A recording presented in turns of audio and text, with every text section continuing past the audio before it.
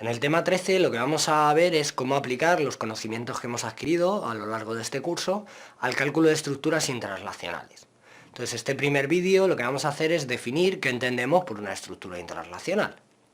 Entonces, en primer lugar, vamos a definir las hipótesis de partida. Las hipótesis de partida es que, como ya hemos visto, los desplazamientos de una pieza prismática van a venir definidos fundamentalmente por los momentos flectores. Debido a los giros que se producen en las distintas secciones en las que está aplicado un momento flector, pues se van a producir desplazamientos en diferentes puntos de la barra.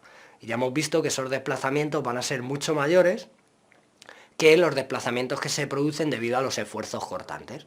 Entonces vamos a despreciar los desplazamientos que se produzcan por esfuerzos cortantes y también vamos a despreciar los alargamientos o acortamientos de las barras debidos a esfuerzos axiles. Naturalmente existen desplazamientos debido a esos esfuerzos axiles, existen desplazamientos debido a esfuerzos cortantes, pero ya hemos visto en temas anteriores que esos desplazamientos van a ser mucho menores que los que se produzcan debido a momentos flectores. Entonces vamos a asumir como hipótesis que los únicos desplazamientos que hay en la barra son los que se produzcan debido a momentos flectores. Además, para definir una estructura intrarrelacional tenemos que definir qué entendemos por nudos dentro de una estructura. Aquí tenemos una estructura formada por diferentes barras y sometidos a distintos tipos de esfuerzos. Tenemos varias cargas puntuales y varias cargas distribuidas. Bueno, ¿qué entendemos por nudos en esta estructura? Bueno, en primer lugar, entendemos por nudos los puntos de anclaje de la estructura. Los puntos donde tenemos apoyos, empotramientos o carritos, es decir, los puntos donde tenemos definidas condiciones de contorno, esos puntos van a formar parte de los nodos de la estructura. También bien entendemos que son nodos los puntos de unión de distintas barras. Por ejemplo, en este caso tenemos dos barras unidas a 90 grados. Eso es un nodo de nuestra estructura. Y si en lugar de dos barras tenemos más barras, en este caso, o tenemos una barra con otra que se cruza, eso también va a ser un nodo de la estructura. De modo que ya sabemos cuáles son los nodos de las estructuras, ya sabemos que vamos a utilizar simplemente los desplazamientos debido a momentos flectores. Entonces, ¿qué entendemos por estructura intraslacional? Bueno, pues por estructura intraslacional entendemos una estructura en la cual los nodos no se desplazan, aunque sí que pueden sufrir giros en la sección de esos nodos. En este ejemplo tenemos una viga continua con 5 apoyos. Entonces, esos apoyos son los 5 nodos que tiene esta estructura. Esos apoyos impiden el desplazamiento de los nodos. Esos nodos no se van a desplazar. Pero, como son apoyos, no son empotramientos, sí que pueden sufrir giros esas secciones. Entonces, esto es una estructura intraslacional, porque los nodos no se desplazan, en cambio, sí que pueden girar. ¿Qué más ejemplos tenemos? Pues aquí tenemos otro ejemplo. En este caso tenemos un pórtico, tenemos 4 nudos, A, B, C y D. Los nudos A y D no se desplazan, ni tampoco giran, porque están empotrados. Y los nudos C y B sí que pueden girar, pero no se pueden desplazar. Entonces, como ninguno de los 4 nodos se puede desplazar, es una estructura intraslacional. ¿Por qué no se puede desplazar, por ejemplo, el nodo C? El nodo C no se puede desplazar horizontalmente porque tiene un carrito que se lo impide. ¿Y por qué no se puede desplazar verticalmente?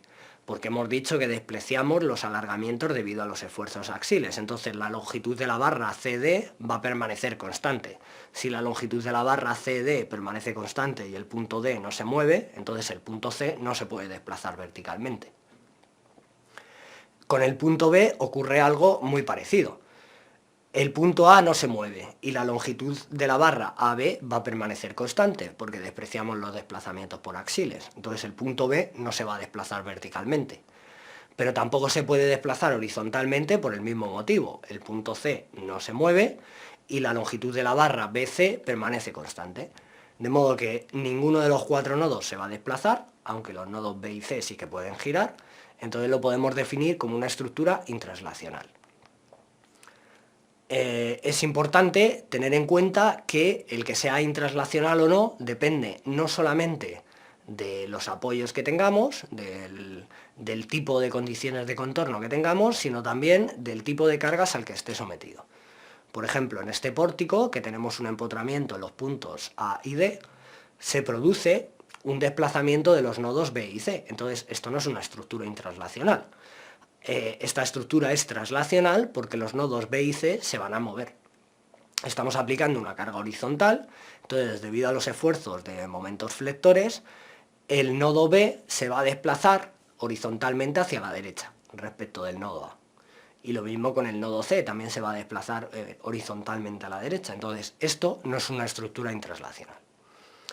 En cambio, este es el mismo pórtico, pero sometido a una carga diferente. Ahora tenemos una carga P puntual, vertical, aplicada justo en el centro de la estructura.